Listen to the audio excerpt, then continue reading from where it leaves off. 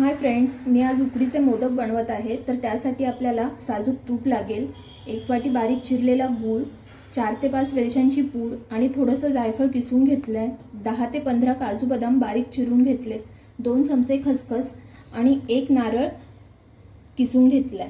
तर आपण प्रथम सारण बनवून घेऊया। मी पहिल्यांदा गॅस चालू करतेय।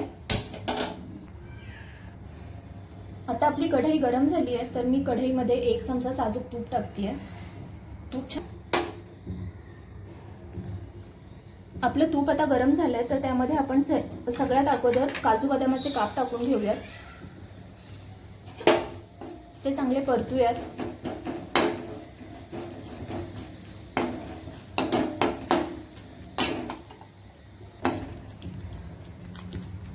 आपले काजू बदाम छान परतले गेलेत। आपण आता त्यामध्ये 1 चमचा खसखस टाकूया व ती चांगली परतून घेऊया।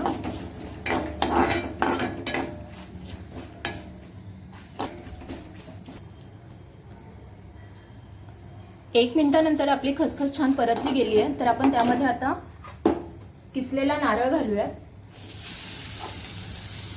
आणि नारळ छान परतून घेऊया।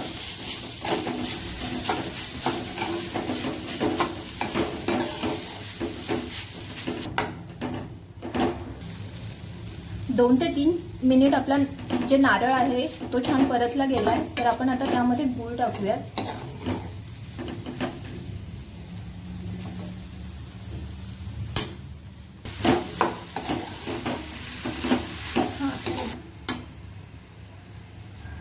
आपण आता गूळ छान मिक्स करून घेऊया।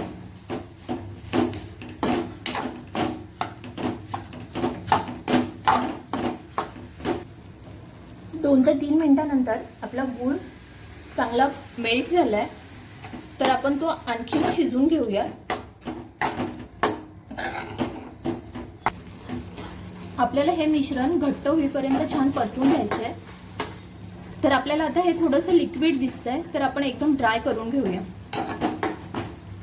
आता मी इथे वेलची आणि जायफळची पूड टाकतेय, ती छान मिक्स करून घेऊया।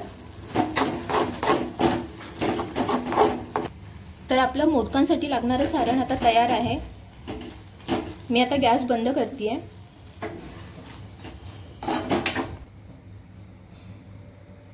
आता मोदकांसाठी लागणारी आपण उकड काढून घेऊया।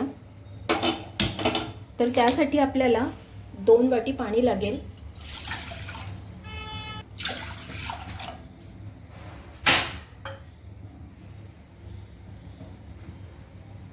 आता मी त्यामध्ये मीठ टाकते।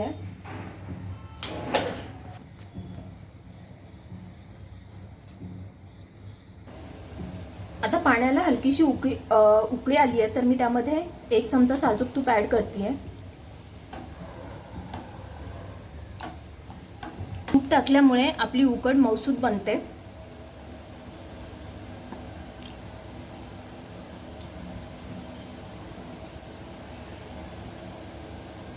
आता पाण्याला चांगली उकळी आली आहे, तर मी त्यामध्ये एक वाटी तांदळाचं पीठ टाकते।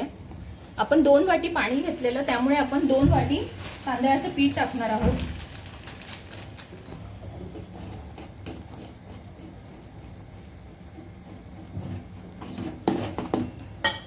आणि हे पीठ छान मिक्स करून घेऊयात आणि गॅसचा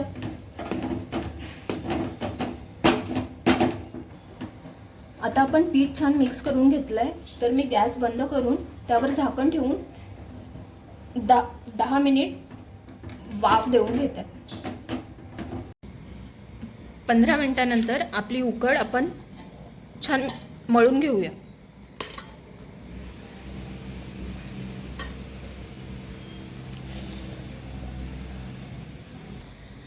आपण आता ही उकड छान मळून घेऊयात। त्यामध्ये गुठळ्या राहणार नाहीत, ह्याची काळजी घ्यावी, नाहीतर आपले मोदक तुटले जातात।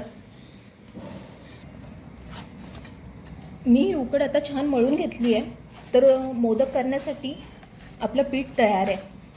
तर मग चला आपण मोदक बनवूयात।